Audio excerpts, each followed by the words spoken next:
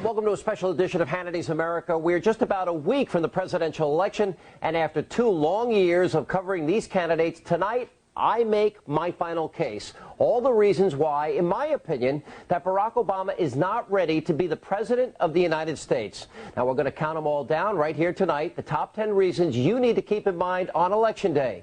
And we start with number 10, Barack Obama's judgment. He hopes to be the next president of the United States, but Senator Barack Obama has a long list of controversial associations that make people question if he has the judgment to be president. During the 1980s, when Barack Obama was a, quote, community organizer in Chicago, he met the Reverend Jeremiah Wright. While sitting in the pews for over 2 decades, Barack Obama was heavily influenced by the radical pastor. His second book, The Audacity of Hope, was even inspired by one of Wright's sermons. Reverend Wright preaches Afrocentric theology, a belief system based on the writing of James Cone. He wrote of a, quote, theology whose sole purpose is to apply the freeing power of the gospel to black people under white oppression, unquote. God bless America? No, no, no. Not God bless America. God damn America. As imperfect as he may be, he has been like family to me. We nuked far more than the thousands in New York and the Pentagon, and we never batted an eye. America's chickens are coming home to roost. He strengthens my faith, officiated my wedding, and baptized my children. The government lied about inventing the HIV virus as a means of genocide against people of color. Governments lie. I can no more disown him than I can disown my white grandmother. Senator Obama's half-hearted attempt to ease the minds of Americans didn't work. He distanced himself from Jeremiah Wright, but this was not the only religious leader that Obama would have to run away from. Father Pfleger, a Catholic priest, is a community organizer and activist in Chicago. He's also close friends with Reverend Wright and a supporter of Minister Louis Farrakhan. He made headlines after this racially charged sermon at Trinity United Church of Christ. When Hillary was crying, I really don't believe it was put on. I really believe that she just always thought, this is mine. And then out of nowhere came, hey, I'm Barack Obama. And she said, oh, damn, where did you come from? I'm white. I'm entitled. There's a black man stealing my show. Back in 1999, Pfleger supported Obama during his run for state senate, and the records prove that Pfleger contributed thousands of dollars to his campaign. Obama also steered a $100,000 state grant into Pfleger-affiliated programs back in 2000. And who can forget Senator Obama's association with the unrepentant terrorist Bill Ayers? As a founding member of the Weather Underground, Bill Ayers takes credit for bombing the U.S. Capitol, the Pentagon, and New York City Police headquarters, and to this day, he shows no remorse.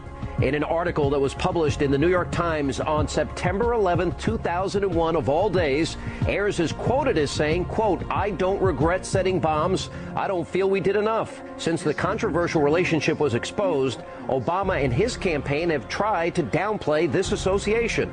Bill Ayers is a professor of education in Chicago. 40 years ago, when I was 8 years old, he engaged in despicable acts with a radical domestic group. I have roundly condemned those acts. It was at this house in the mid-1990s that Bill Ayers and his wife Bernadine Dorn hosted a meet and greet at their home during Obama's run for the Illinois Senate. Senator Barack Obama also served as a director for the nonprofit Woods Fund of Chicago from 1999 to 2002, alongside the unrepentant terrorist Bill Ayers. It's recently been uncovered that back in 1997, Obama gave a favorable review to Bill Ayers' book, A Kind and Just Parent, The Children of the Juvenile Court. He said that it was, quote, a searing and timely account of the juvenile court system and the courageous individuals who rescue hope from despair. While living with his grandparents in Hawaii during the 1970s, Barack Obama found a mentor in one of his grandfather's friends. Obama refers to this person in Dreams from My Father as a poet named Frank. The Associated Press and others have uncovered that Frank was none other than Frank Marshall Davis, a famous poet and a member of the Communist Party USA. As the AP reports, Davis was an important influence who gave Obama advice about race and college. The radical writer told Obama, quote, "You're not going to college to get educated, you're going to get trained. They will train you to forget what you already know. They will train you so good that you'll believe what they tell you about equal opportunity and the American way." After graduating law school, Obama moved to Illinois, and there he met Tony Resco. The millionaire Chicago real estate developer is now a convicted felon who's set to be sentenced on 16 counts of political corruption. According to the Chicago Sun-Times, Barack Obama and the convicted slumlord Tony Resco met in 1990, and the two developed a political friendship. In 1995, Resco donated thousands of dollars to Obama's campaign for the state Senate. The AP reports that Resco and his family donated more than $20,000 to Obama and helped raise tens of thousands more for his campaign in Illinois. Tony was one of the people that I talked to, and he then supported me in that first race. Through most of my years in the Senate, he was somebody who I considered a friend. There's also a question of Obama's association to a Palestinian Columbia professor named Rashid Khalidi. You mentioned Rashid Khalidi, who's a professor at Columbia. I do know him because he taught at the University of Chicago. And he is Palestinian. And I do know him, and I have had conversations. He is not one of my advisors.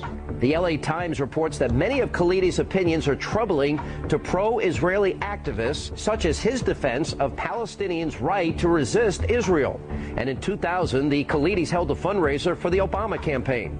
While Obama was serving on the Woods Fund, the group provided a $40,000 grant to the Arab American Action Network, which Khalidi founded.